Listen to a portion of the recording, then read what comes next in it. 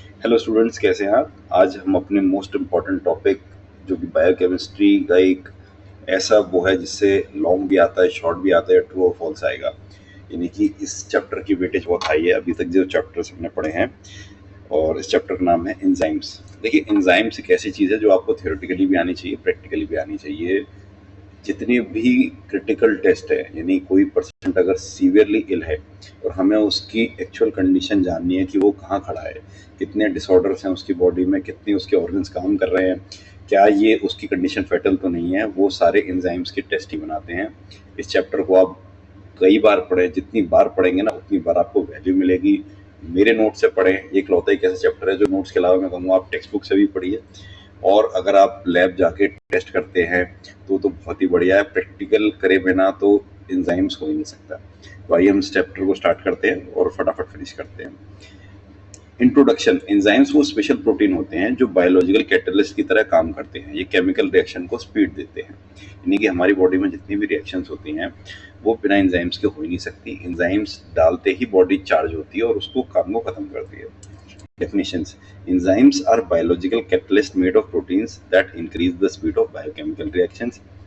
Basic properties of enzymes. Highly specific होते हैं, सिर्फ एक या कुछ रिएक्शंस के लिए काम करते हैं। रीयूजेबल होते हैं, रिएक्शन के बाद कुछ चेंज नहीं होते, वो पड़े रहते हैं, अगली बार नेक्स्ट वेव में वो फिर काम आ जाएंगे। टेम्परेचर और पीच के लिए सेंसिटिव होते हैं।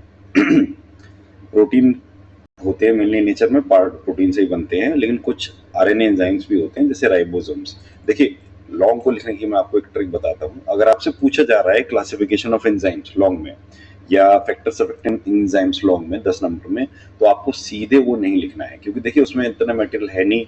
आप बार बार सोचोगे, सोचने में टाइम वेस्ट करोगे। हमेशा लॉन्ग में आपको जो टॉपिक दिया जा रहा है उसकी पहले डेफिनेशन लिखनी है, फिर उसका इंट्रोडक्शन लिखना है। इंट्रोडक्शन में उसकी प्रॉपर्टीज हो गई या और कोई जो भी चीज़ आपने रेलेवेंट उससे पढ़ी हो, ठीक है ना। बहुत से लोगों को ये लगता है कि मेडिकल एग्जाम में आप कुछ भी लिखाओगे तो काम चल जाएगा। देखिए, आपको अपने टॉपिक से रेलेवेंट चीज़ें ही यूज़ करनी होती है आंसर को एक्सपेंड करने के लिए।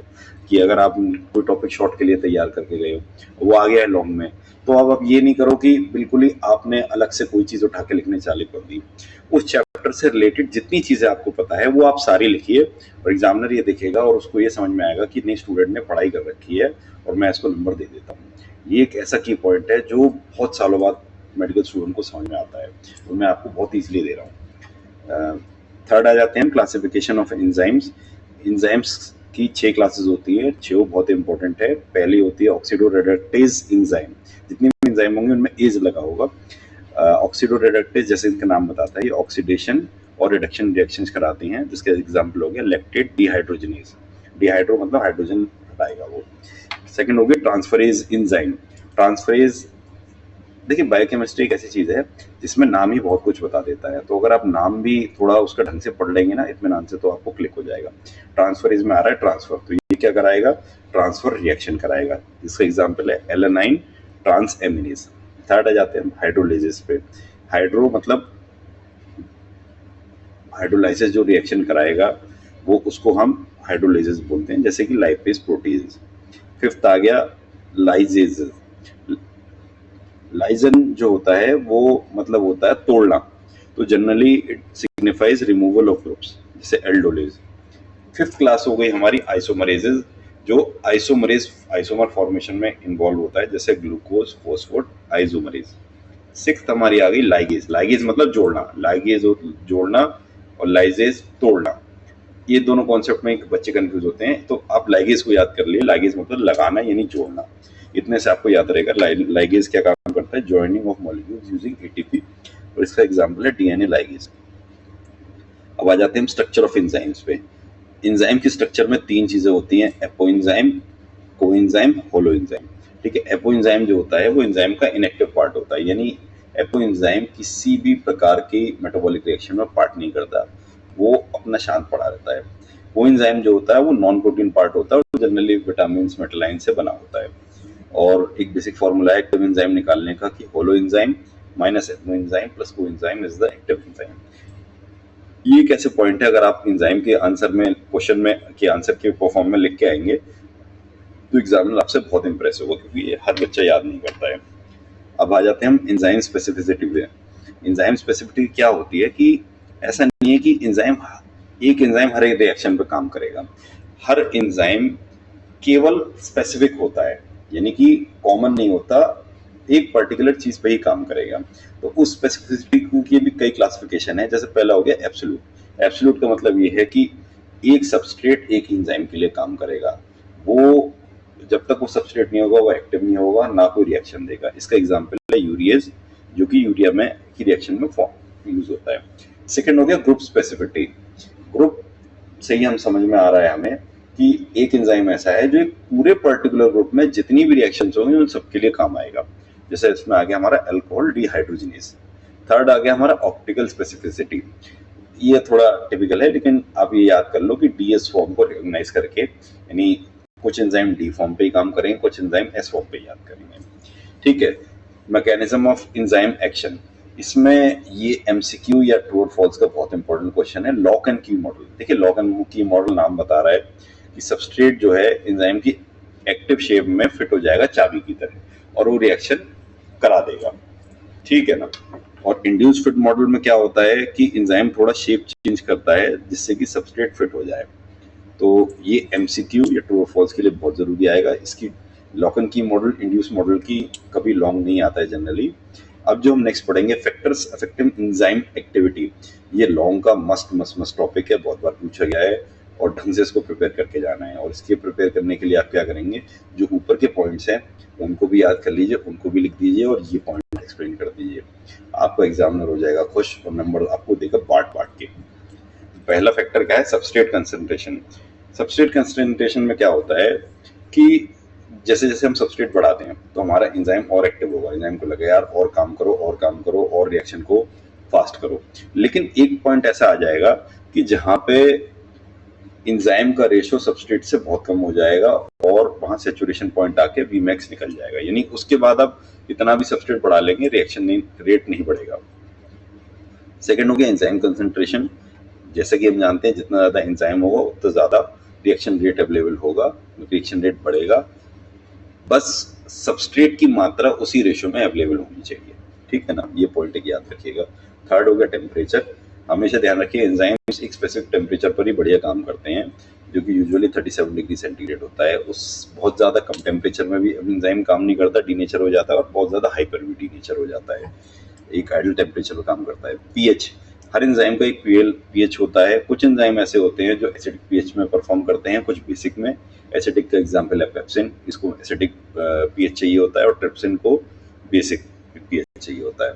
फिफ्थ आ गया प्रोडक्ट कंसंट्रेशन।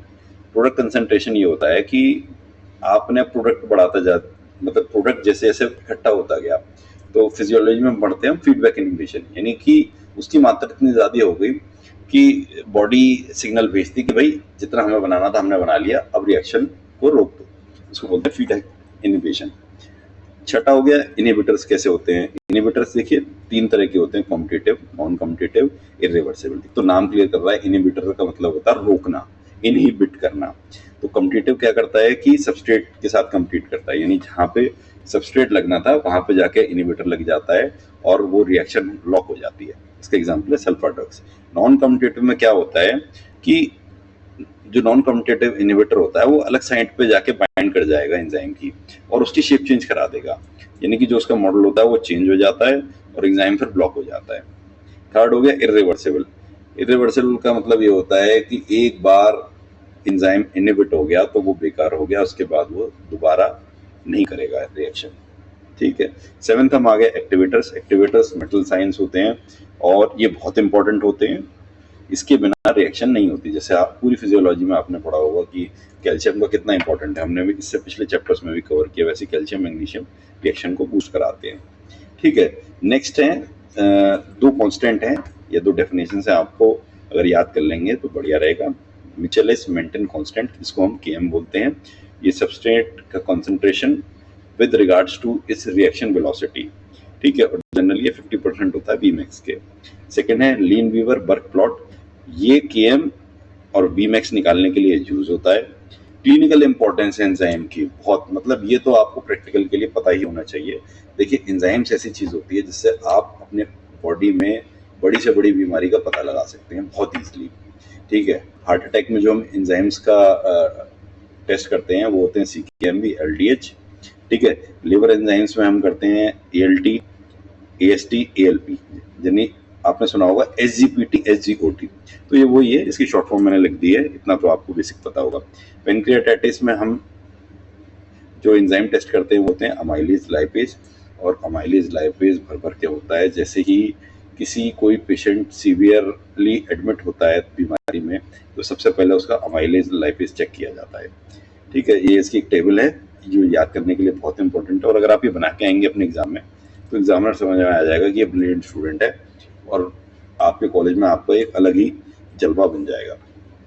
तो लिवर में हम कौन सी एंजाइम टेस्ट करते हैं? SGPT, SGOT, ALP, ठीक है ना। और ये पता चलता है कि हमारे को कहीं हेपेटाइटिस या लिवर डैमेज तो नहीं है। हार्ट के लिए हम करते हैं CKMB, LDH, ये फिजियोलॉजी में आप बहुत डिटेल में पढ़ेंगे, अभी DMLT के हिसाब से इतना ही है। और ये बता देता है मायोकार्डियल इंफ्रैक्शन, यानी जिसको हम कॉमन भाषा में हार्ट अटैक कहते हैं। थर्ड हो गया हमारे पेनक्रियास, पेनक्रियास पे हम अमाइलेज लाइपेज लगाते हैं जो पेनक्रियाटाइटिस बताता है। और फोर्थ है मसल के लिए, जो CPA की हम कराते हैं, ये बहुत ज़्यादा इंपॉर्टेंट नहीं है लेकिन मसल इंजरी के लिए होता है। तो आइए समराइज कर लेते हैं। एंजाइम बहुत क्रूशियल होते हैं फास्ट और स्पेसिफिक बायोकेमिकल रिएक्शन के लिए। Factors like temperature, pH, substrate, inhibitor, ये एंजाइम एक्टिविटी को में रेगुलेट करते हैं। और एंजाइम्स का क्लिनिकल यूज डायग्नोसिस और डिजीज मॉनिटरिंग में बहुत ज़्यादा इंपॉर्टेंट है, तो इसलिए ज़रूर ध्यान रखिएगा। लॉन्ग क्वेश्चन में enzyme classification, factors affecting, clinical सब लिख दीजिएगा जितना आप पढ़ रहे हैं। देखिए ट्रिक यही होती है कि एंजाइम में आपको ये बताना होता है कि मैंने चैप्टर बहुत ढंग से पढ़ा है। कोई भी एग्जामिनर, आप देखिएगा स्टूडेंट एग्जामिनर्स को क्रिटिसाइज करते हैं, पर रियलिटी ये है कोई भी एग्जामिनर्स घर से ये मन बना के नहीं आता कि मुझे स्टूडेंट को फेल करना है, लेकिन उसके पास एक बहुत कम टाइम होता है जिसमें उसे जज करना होता है कि स्टूडेंट ने कुछ पढ़ा भी है कि नहीं पढ़ा।